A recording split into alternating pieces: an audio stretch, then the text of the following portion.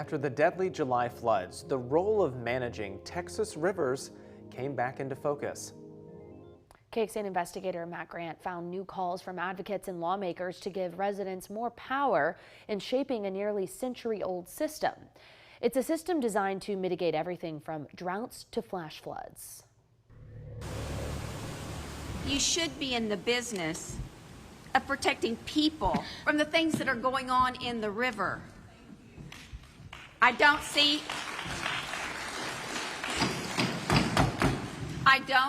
how the Upper Guadalupe River Authority helped in any way in this flood. Thank you, Mr. Chairman. In July, the Upper Guadalupe River Authority, which is appointed by the governor, faced state lawmaker criticism for not monitoring gauges and turning down a grant to help fund a flood warning system 9 months before more than 100 people were killed in Kerr County, including 27 young campers and counselors at Camp Mystic. You're not accountable to the voters of Kerr County, even though you're taxing them. We are accountable to the voters of Kerr County because they pay taxes that support us, but they couldn't unelect you and take you off the board if they didn't think you were doing a good job. That's correct. About 25 miles south of Kerrville is Bandera, known as the cowboy capital of the world. Here, even water governance has a bit of a maverick streak. We looked at more than 15 river authorities across the state and found only 2, including the local river authority here, whose boards are elected by the people instead of chosen by the governor. In this area, we're in rural Texas, it's worked very well. David Malk is the general manager of the Bandera County River Authority and Groundwater District, a 9-member elected board protecting the Sabinal and Medina rivers. Some of the principal problems with Flash Flood Alley start up here, and you can see why, because of the terrain, the geography. It's steep and it's rocky. And when it rains here, it can be a contact sport. In Bandera, revenue and accountability stream from the residents who live here. Unlike other river authorities that get money from selling water and hydroelectric power, Malk's board is funded through property taxes. So you have the taxpayers funding us, who are also potentially the voters in the region. And they can affect change down the road if they don't like how things are going. So how important are river authorities to Texas? Well, they're essential. I think the old adage, for the most part, if it ain't broke, don't fix it. Wes Birdwell is a civil engineer, formerly with the Texas Floodplain Management Association and Lower Colorado River Authority. He supports the current system of mostly governor-appointed boards. I think river authorities have done a fantastic job. In my mind, it's worked well. I don't think we have as much control over the kind of people we get if we get into elected situation. One change he would like to see: new expanded training for board members. I think training is always good, especially on a broad scale. From funding, term limits, and board structure, each river authority is unique. A recent Sunset Advisory Commission report found many lack guidance and are inconsistent in their approach to internal auditing and not aligned with state constitutional term limits.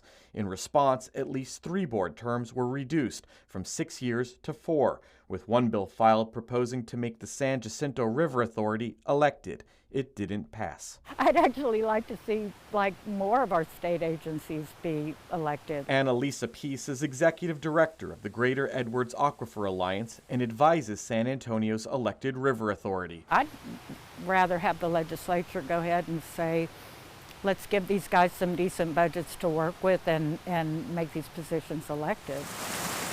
Here in Flash Flood Alley, this river authority also collects property taxes, which will soon help pay for a new advanced warning system. So what would be wrong with the governor appointing someone that he thinks is best suited for this role?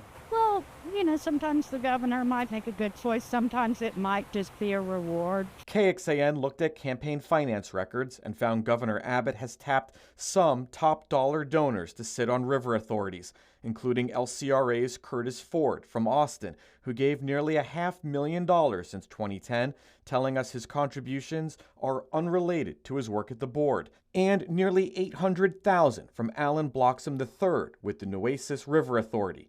Bloxham, an oil and gas executive, says his appointment reflects a long-standing dedication to environmental stewardship and preservation of our state's rivers and ecosystems. The governor's office says Abbott chooses leaders he believes are best equipped to fulfill the duties of their office. All appointments are subject to Senate approval. The drought made a lot of people forget about the pain of floods. Back in Bandera, Malk says the ballot box model works, but a one-size-fits-all mandate may not. I feel like it's always better to reflect on how things are run and see if there's a better way of doing it. Potentially this is a better way? I could say this, it is a way that works very well here. Matt Grant, KXAN Investigates. Matt, thank you. That reflection is what one member of a new committee investigating the July floods would now like to see. Democratic State Representative Aaron Gomez says the legislature should review each river authority, especially those with taxing authority. It's to, quote, determine whether transitioning to an elected board could improve accountability and transparency. She also said she supports increased training, and at least one other lawmaker would also like to see the UGRA dissolved. Read what other leaders say about our findings in this story in the investigative section of KXAN.com.